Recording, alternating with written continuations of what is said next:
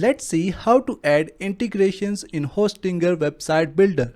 So to add integrations to our Hostinger website builder, at first we need to log into Hostinger panel.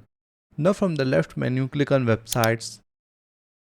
Now edit the website where you want to add integrations. Now to add any integration to your website, from the left menu, click on this three dots button. And here you will see the integrations option. Just click on it. Currently these integrations are available for the Hostinger website builder. Let's say you want to connect your Hostinger website to WhatsApp.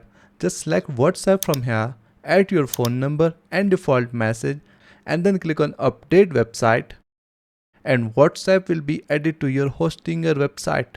You can easily add Facebook Pixel, Google Analytics, Google Tag Manager, Google AdSense, Google AdMob and Hotjar. Also, you can add a custom code to your website.